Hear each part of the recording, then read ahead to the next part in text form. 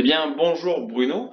Aujourd'hui, nous allons parler de Web2Print, votre bien dit, la possibilité de produire des contenus en priorité pour une diffusion web et puis de réexploiter ces mêmes contenus pour une diffusion print. Alors, j'aimerais que tu m'expliques, Bruno, en quoi Mélodie peut nous aider, dans les rédactions, à passer vers une publication web first. Bonjour Loïc, avec plaisir effectivement. Donc on va partir d'un exemple client parce que finalement ce sont les exemples et les réussites de nos clients qui parlent le mieux. Donc nous voilà à Corse Matin, plus exactement sur le site de Corse Matin. Donc on a une version actuelle du site de Corse Matin et on va s'intéresser à un des articles qui a été publié sur ce site-là et on va voir comment il a été géré depuis notre CMS ou système de gestion de contenu, donc Mélodie, et pour le créer, l'écrire et le publier sur le web. Donc là, on voit que l'article a été publié autour de 16 heures. Hein. Cet article-là, on le retrouve dans notre CMS web. Hein, voilà, donc le voilà qui s'affiche à l'écran.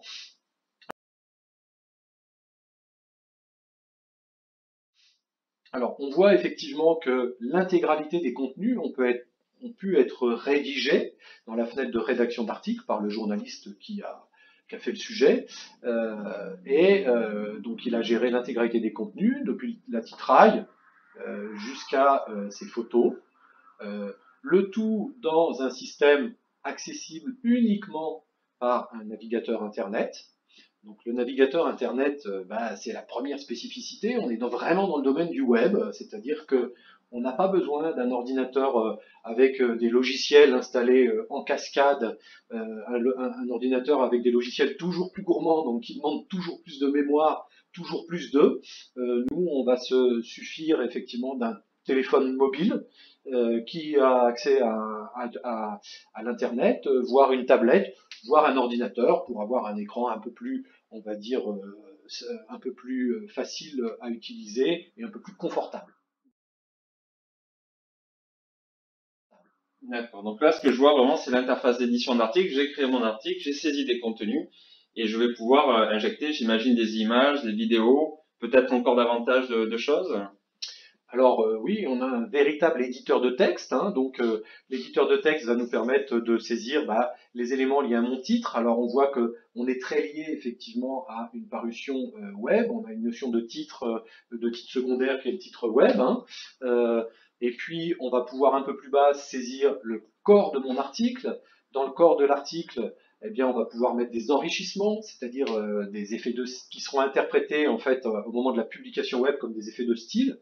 Donc là, on est dans un éditeur, j'allais dire, de n'importe quel CMS web, un éditeur extrêmement classique et qui permet de faire des choses assez élaborées, puisque c'est des effets de style, mais c'est aussi des appels à des tweets. On voit qu'on a une petite barre Twitter, donc des outils très élaborés qui vont me permettre d'aller enrichir mon contenu avec des éléments externes, comme les tweets, voire des liens vers des sites internet, voire d'autres vidéos.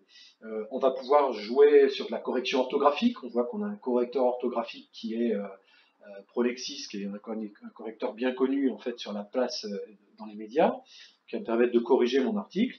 Et puis si je continue à descendre dans ma fenêtre, je vais passer du texte à des éléments beaucoup plus médias, puisque je vais pouvoir intégrer des photos à mon article. Alors, soit je vais aller au plus simple, hein, j'ai pris des photos avec mon smartphone, je vais pouvoir les associer. J'ai accès également à une photothèque, donc photothèque qui est intégrée au système, c'est-à-dire que chacune des photos qui vont être prises par les différents collaborateurs vont pouvoir intégrer cette base de données photo.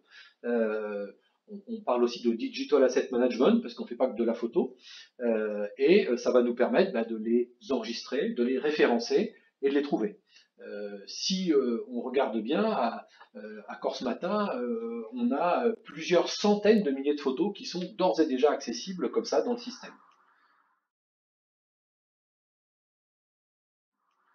Ok, très bien. Alors, j'ai bien compris tout ça. Comment je vais faire maintenant pour pousser cet article sur mon site web? Je suis content, je l'ai écrit, je l'ai rédigé. Comment cet article va se retrouver sur le site web? Évidemment paramétrer une connexion avec les pages web du site, et on a intégré toute une plateforme tout un moteur de publication finalement qui préfigure dans la partie droite de la fenêtre. Hein. On va avoir des éléments qui vont être liés plus à la mise en forme numérique, c'est-à-dire dans quelle rubrique je vais l'envoyer. Éventuellement, je pourrais aussi aller à des choses plus fines, mais il y a peu de sites web aujourd'hui qui font ça parce que souvent le contenu est assez cadré, calibré. Hein, sa place dans la rubrique va définir son format ou de son formatage. On pourrait très bien dire que j'ai une bibliothèque de format accessible à ce moment-là. On a peu de clients qui font ça. Hein. On va lui demander s'il veut aller à la home du site et éventuellement quelle position à la home. Donc celui-ci effectivement est en une du site, on l'a vu tout à l'heure, et il est en position numéro 4 sur la une du site. On va faire une petite parenthèse là. On a dans le système une interface de gestion globale qui me permet de gérer l'intégralité de ma home. Donc là, on voit qu'on a 6 positions préférentielles dans la une, et cette interface permet de gérer, à partir des articles web publiés, ceux que je veux envoyer en une. Donc ici, je pourrais éventuellement ajouter un article que j'ai déjà publié en une, ou je peux changer effectivement l'architecture de ma une en envoyant effectivement un article. Évidemment, je peux prévisualiser pour voir effectivement comment est la une. Et puis, je peux aussi prévoir un certain nombre d'articles, puisqu'on a vu qu'on avait une date de publication. Donc, soit on a une publication immédiate, ou soit on a une publication prévue. Et pour les publications prévues, par exemple, là, à 17h15, j'ai un article qui va aller en une, et qui va aller en position numéro 1 de la une, déjà à 17h15. Et puis j'en ai un autre qui est prévu à 22h15 qui va prendre la place de façon à pouvoir rafraîchir la une sans que j'ai besoin d'y repasser à chaque fois. Donc c'est vraiment un système puisqu'on prépare les choses et c'est un système web, une mélodie qui parle à un autre système web, le site web de Corse Matin. Okay. Alors, tout ça me paraît très clair. Si je suis rédacteur, je n'ai peut-être pas envie que mes journalistes publient directement sur mon site web. Comment je vais pouvoir contrôler un petit peu la possibilité de me réserver le droit, par exemple, moi, en tant que rédacteur en chef, de publier, non pas de laisser cette possibilité à tous mes journalistes? Alors ça, c'est un autre aspect des CMS et des systèmes. Hein. Chaque utilisateur est référencé dans le système et il dispose de droits d'accès qui vont lui donner des droits de visibilité, donc de lecture, éventuellement d'écriture, et aussi de droits de transition entre des états du flux de travail. Donc, classiquement, nous, on va utiliser 3 états, parce que comme ça, le système est simple. Donc, rouge, je suis dans un état d'écriture. Si j'ai les droits, je peux directement l'envoyer en vert sans passer par la case relecture. Donc, si je suis rédacteur en chef, je peux aller très vite à l'essentiel. Vert, ça veut dire publier. Et vert, effectivement, ça veut dire je publie. On voit qu'il s'appelle publier web. Donc, cet article-là, lui, est dans un état vert, publier web. Bon, la petite coche verte qui est en haut, là, qui nous dit que s'il est en vert. En même temps que je parle, de temps en temps, vous verrez que le bouton sauvegarder s'active tout seul. Alors ça, c'est une grosse sécurité. Hein. On est sur du système web, donc online, connecté. Et donc, pour éviter de perdre du contenu, régulièrement, le système, il s'auto-sauvegarde, sans qu'on lui demande rien. Et donc, on a un état orange, qui est un état intermédiaire, qui est l'état de relecture, qui est un état classique, en fait, et qui va permettre d'envoyer à un relecteur avant de le publier le cas échéant. D'accord. Donc, on a vraiment des workflows très sécurisés pour éviter justement d'avoir des surprises. Très bien. Donc, mon article part sur le site web. J'aurais choisi éventuellement la position sur la une. Puis l'article vis-à-vis sur ma une. Je suis content. Je m'aperçois qu'il commence à avoir pas mal de visites.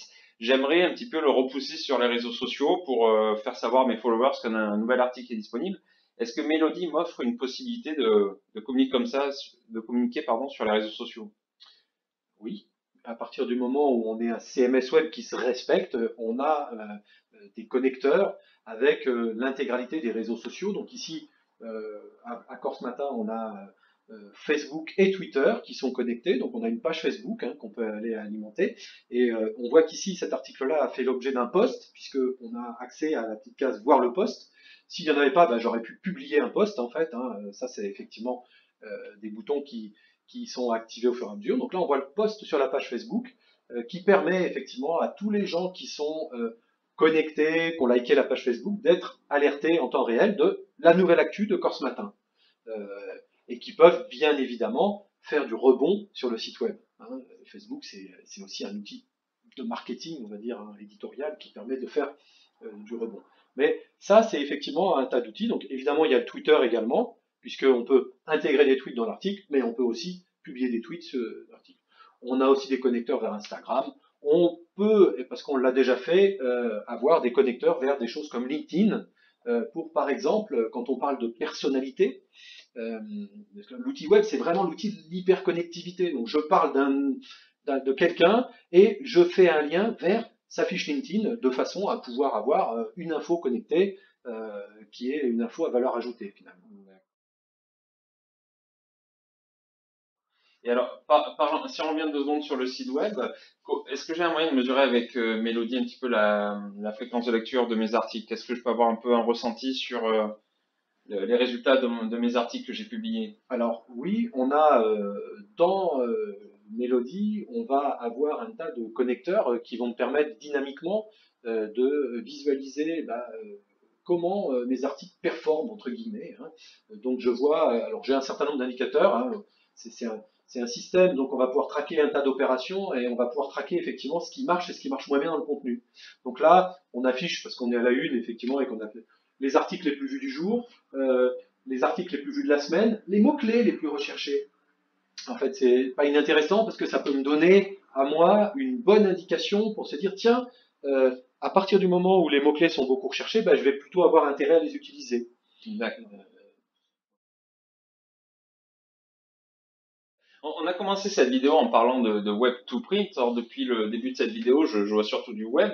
Est-ce que ça veut dire que Mélodie ne sait pas faire du print ou est-ce que quelque chose que j'ai pu éventuellement rater? Alors, c'est une excellente question. On nous a longtemps euh, fait finalement un, entre guillemets, reproche de n'être qu'un système pour faire du print. Finalement, la première vocation de Mélodie, et ce qu'il sait très bien faire, c'est du print. Comme c'est un CMS web, bah, son utilisation naturelle, c'est de faire du web. Maintenant, évidemment, derrière chaque version web se cache, le cas échéant, la potentielle version print, et là, on peut accéder directement en un clic à la version print de mon article. Donc, dans notre cas présent, elle est déjà présente, hein. Elle est déjà là, la version print. On l'a faite, elle a été travaillée, on va y revenir, mais il faut bien imaginer que ce qu'on est en train de voir là, ça se passe dans n'importe quel sens. Donc, c'est vraiment, on est sur un outil qui favorise l'agilité. On l'appelle web to print parce qu'en fait, on s'accorde tous pour dire que le temps réel, c'est le temps du web et que le temps du print est plus sacralisé. Donc, souvent, on va l'utiliser pour aller publier beaucoup de flux de contenu sur le web et on va en travailler un certain nombre de façon à les enrichir et leur donner un autre angle, une autre valeur ajoutée pour le papier. On pourrait résumer pour dire que Mélodie, finalement, c'est l'outil qui va me permettre d'optimiser à moi ce que je veux faire de mon contenu. Ok.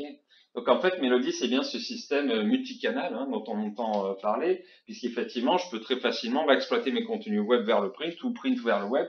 Et surtout, effectivement, ce qu'on n'a pas forcément vu là, c'est que si j'ai créé mon article web, je vais pouvoir très facilement créer mon article print en récupérant tous les contenus utiles et je ne vais pas avoir besoin de faire des copier-coller ou de faire de jongler entre différents systèmes. Oui, exit les copier-coller, les passerelles qui m'obligent à passer par des développeurs. Alors ça marche pas, ça marche un jour, ça marche plus le lendemain. Bref, les copier-coller sont aussi des mauvais ennemis, des mauvais amis, plutôt souvent des ennemis parce qu'ils peuvent ajouter un certain nombre d'éléments parasites. Voilà. Juste en s'arrêtant un petit peu sur la mise en page papier, donc là on a effectivement le contenu, on a récupéré le contenu. Alors on voit au passage que là on n'a pas besoin d'un titre web puisqu'on est dans le web, dans le papier je veux dire. Donc du coup on n'a plus de titre web. Donc on a fait un peu de ménage et on a nous-mêmes déjà préparé le contenu pour une diffusion sur un canal print. Alors si on descend par exemple sur les photos, va apparaître un petit témoin qui est très important, un petit témoin vert par exemple, qui est un petit outil qui me permet que la photo ait de qualité suffisante pour aller sur le papier. Je vais pouvoir rajouter du cadrage et si jamais je cadrais trop fin, ma photo elle serait plus bonne, hein. Voilà. Donc là on voit qu'on a une photo de bonne qualité, donc forcément celle-là elle est tout le temps bonne. Si je faisais très très fin, forcément j'aurais moins Voilà. En tout cas, ce que tu veux dire, c'est qu'au-delà, on utilise un outil web, mais on a des problématiques print qui sont la qualité des images, et on s'évite le scénario où on va imprimer un visuel de trop basse qualité, par exemple. Exactement. Exactement. On retrouve à côté d'ailleurs mon workflow aussi. On retrouve aussi des éléments de catégorisation parce que très très très important, la première chose à laquelle on pense toujours, c'est de constituer une base patrimoniale. Donc on va créer du contenu, on va le faire paraître ou pas dans un média, et à un moment donné, on a aussi un petit utilitaire, d'ailleurs, qui est un utilitaire basé sur des technologies d'intelligence artificielle, qui va me permettre d'avoir les contenus connexes que j'ai pu écrire sur ce même sujet-là. Donc en fait, on va bénéficier de tout ce qu'on a créé et de tout ce qu'on a déjà utilisé pour pouvoir enrichir mes contenus. Et puis, on va avoir finalement la même technique que ce qu'on utilise sur le web. On va utiliser des formats qu'on va piloter directement depuis une interface web et sans jamais ouvrir une page à un quelconque endroit. On va avoir des petits outils d'ajustement automatique qui vont jouer ici sur l'approche, là sur la taille des photos. On va pouvoir utiliser ou pas une photo. Donc là, par exemple, on est parti d'un format à 3 photos. Et si on regarde à l'arrivée l'atterrissage, l'atterrissage, c'est qu'on a fait une grosse photo, parce que c'était ça qui était le plus important, et on a laissé plus de place au texte. Donc en fait, on a toute la marge de manœuvre rédactionnelle pour aller soi-même préparer un format qui ira en page et qui sera parfaitement ajusté, le tout sans aucune compétence de PO que ce soit. C'est-à-dire que là, tout ce qu'on voit, c'est effectivement la prévisualisation de l'article dans sa mise en forme graphique. Je vois qu'elle apparaît aussi dans la page, donc je me rends compte exactement de mon travail. Et si j'ai besoin, moi, j'analyse de quel est mon texte, je peux le faire dans le contexte de la mise en page, alors que je n'ouvre même pas le logiciel graphique pour éditer le document. Oui, absolument. Et je peux surtout et surtout le faire directement sur mon interface web. J'ai absolument rien d'installé sur mon poste. Aucun client lourd, rien du tout. Demain, en fait, j'ai besoin, comme ça a été le cas d'ailleurs en mars dernier pour tout le monde, j'ai besoin effectivement de renvoyer tout le monde à demeure parce que je dois sécuriser la vie de mes journalistes. Et ben, ils peuvent travailler à demeure sans aucune difficulté. Plus besoin de venir au bureau, plus besoin de se connecter à un filaire, plus besoin d'avoir un réseau VPN ou des choses comme ça, des choses très techniques et très pointues qui marchent, mais qui sont un peu fragiles. Et surtout, surtout aussi, les technologies de l'Internet, c'est ce qu'on appelle le client léger, mais c'est aussi des protocoles légers. C'est-à-dire qu'avec n'importe quelle box ADSL, je peux faire l'intégralité des choses, que je sois au bureau, chez moi ou dans le train. Alors là, on a vu une page, on a vu la prévisualisation de l'article et la prévisualisation de la page dans laquelle l'article se trouve. Mais comment j'administre un petit peu mon journal en fait? Comment je vois le nombre de pages? Comment je vois j'ajoute mes contenus? Comment je supervise le montage de ma parution? Alors, on a, pour des profils un peu plus éditeurs, on va dire, hein, on a une possibilité de gérer ce qu'on appelle un chemin de fer. Un chemin de fer, en fait, c'est un ensemble de pages dans des rubriques, avec des tiers de rubriques, des folios de pages et ainsi de suite, et dans lesquels je vais positionner des articles. Donc on voit alors on voit d'ailleurs apparaître pas mal de choses en fait ici. Hein, on voit qu'on peut utiliser plusieurs techniques en fait pour aller faire une page. Hein. On a deux techniques principales. Donc on va partir soit d'une page blanche.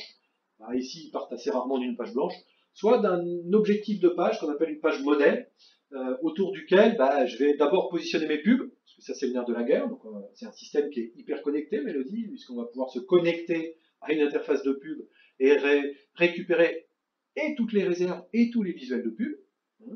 On fait aussi du montage automatique de pages de petites annonces, d'annonces légales, d'annonces carnet, des choses comme ça. Et puis, je vais pouvoir suivre en temps réel, mais vraiment en temps réel, quel que soit l'endroit où je suis, la progression de toutes mes pages de journal. Et je vais pouvoir, si j'en ai les droits, à un moment donné, quand tous mes articles sont validés, donc on voit dans la page 15 par exemple, tous mes articles sont validés, je pourrais très bien donner le bon à tirer, qui est très bien connu des gens qui fabriquent du journal, hein, et bon à tirer, qui va faire quoi? Qui va fabriquer en fait la forme imprimable le PDF imprimable de mon article, de ma page, et qui va l'envoyer à l'imprimerie par le biais d'une connexion sécurisée et contrôlée. Et si jamais j'avais souhaité apporter des ajustements graphiques à la page, est-ce que je suis prisonnier du système ou est-ce que je peux intervenir dans la page, peut-être avec InDesign ou Alors, on n'est absolument pas un système intrusif. On aime bien effectivement faire gagner de l'argent à nos clients. Donc on aime bien automatiser la mise en page le plus possible. On est d'ailleurs des experts de l'automatisation de la mise en page. Euh, et, euh, et on est reconnu pour ça. Mais on a des clients en presse magazine qui vont ouvrir plusieurs fois, voire même pour certains des dizaines de fois, les pages dans InDesign. La caractéristique de notre ingénierie, c'est que on s'adapte, le système en fait s'adapte en temps réel à ce qui a été modifié dans InDesign. Donc on est parti de contenus dans des formats spécifiques, on les ouvre dans InDesign, on modifie les formats, on modifie les contenus, on enregistre et le système se rééquilibre et il récupère l'intégralité des contenus et il met à niveau l'intégralité des formats. Super. Dans un journal quotidien, quand même, il faut savoir que 90% des pages, en règle générale, sont fabricables et fabriquées sans aucune intervention dans InDesign. Super. Ça, avis aux amateurs. Très bien. Alors, je pense qu'en résumé, pour l'instant, on voit bien un petit peu le fil logique. Hein. On a créé nos articles web, on les a poussés sur nos sites.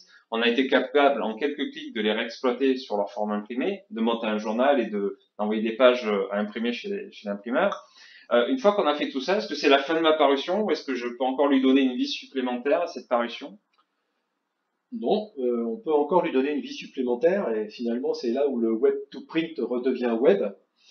Aujourd'hui, on sait que une page, une page peut être imprimée ou véhiculée par le biais d'un format plus digital.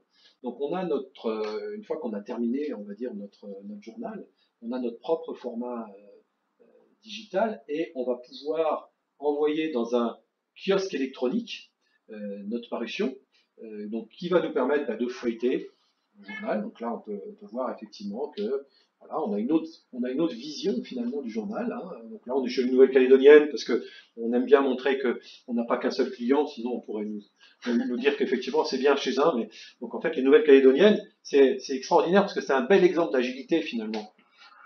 On leur a installé à distance sans jamais y aller effectivement à un système et on a fait toutes les formations à distance. Et les gens ont basculé sans aucun problème sur ce système-là. Donc là, on est en train de feuilleter le journal, donc on voit bien effectivement le journal tel qu'il est. On a rajouté un certain nombre de choses, puisqu'on est un système web, on a un avantage, c'est qu'on a ce qu'on appelle des assets ou des médias web qui sont accessibles aussi. C'est ça le patrimoine finalement. Donc là, si je clique sur mon article, je vais pouvoir le lire. D'accord. Après, j'ai des outils évidemment que tout le monde connaît bien, je peux grossir les caractères, etc. Et puis, je peux avoir des médias connexes qui ont été effectivement associés à cet article. Donc là, dans l'article page, si je reviens à la page, je ferme cette fenêtre. Donc là, j'avais qu'une photo, mais en fait, dans le reportage, j'avais plusieurs photos. Donc il y a un petit picto qui me dit, ah, il y a un diaporama. Donc je peux cliquer sur le diaporama et je peux avoir une vision un peu plus diaporama de mon système. Si j'avais une vidéo, il est évident que je pourrais aller regarder la vidéo, bien sûr. D'accord. Donc on est sur vraiment un système web où ce qui prime, c'est le contenu numérique. Et là, ce qu'on n'a peut-être pas bien vu, c'est qu'en fait, on peut pousser l'apparition depuis Mélodie directement sur le kiosque. On n'est pas obligé, là encore, de passer par plusieurs opérations complexes et chronophages. Oui, l'avantage de maîtriser la construction de la page, c'est qu'on en maîtrise la construction et les constructions quelque part. Donc on maîtrisait le PDF tout à l'heure pour aller chez l'imprimeur, on maîtrise le PDF pour aller sur n'importe quelle liseuse, bien sûr.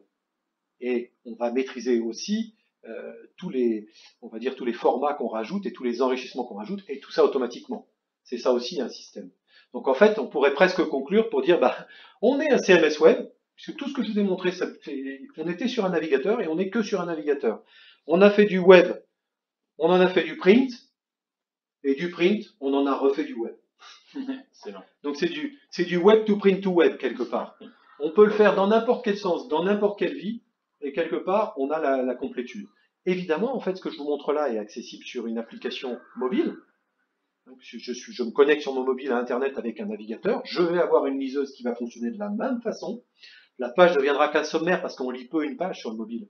J'accède à l'article et éventuellement, parce que effectivement on peut accéder à une vision web mobile finalement de mon site web et on a glissé sans s'en rendre compte d'un média papier que je feuilletais sur de l'électronique vers un média digital sur lequel j'ai plus de contenu. Très bien. On peut partager la page sur Facebook, on peut faire tout ce qu'on veut finalement. Ok Bruno, je vois que le temps file. Qu'est-ce qu'on peut dire à tous ceux qui regardent cette vidéo, qui sont intéressés par Mélodie? Comment on peut les inviter à entrer en contact avec nous? Alors nous, on est une entreprise française, 100% française, tous nos développements sont faits en France. Donc ça, c'est important de le dire. Aujourd'hui, il faut être un peu cocardier, il faut aimer le dire. On est basé à Toulouse, une jolie ville du sud de la France, très belle en photo d'ailleurs. Là, vous avez notre site internet, donc je vous invite à aller sur notre site internet. Vous pouvez nous contacter via notre site internet, bien sûr. Vous pouvez nous appeler, vous avez nos coordonnées téléphoniques, vous pouvez nous envoyer un petit email. Et puis, c'est souvent aussi en contactant les clients finalement que on se renseigne le mieux finalement sur c'est quoi intégrer un web to print finalement. Est-ce que c'est un énorme changement? Oui, non.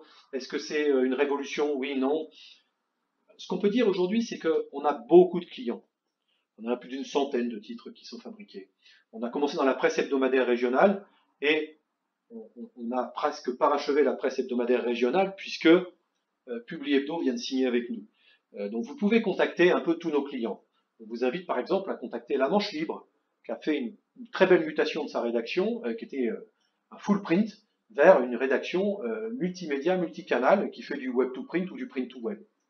On peut vous inviter bien évidemment à contacter Corse Matin, notre première référence en presse quotidienne, mais pas que. Les Nouvelles-Calédoniennes sont un bel exemple aussi d'une belle réussite. Et puis, on vient de signer avec le groupe France Antilles.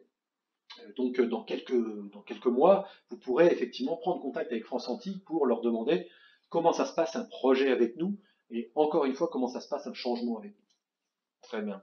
Mais écoute, merci Bruno, c'était, je pense, très clair cette explication sur le web to print au quotidien avec Mélodie. Je profite pour remercier toutes les personnes qui visionnent cette vidéo et puis pour leur dire à bientôt.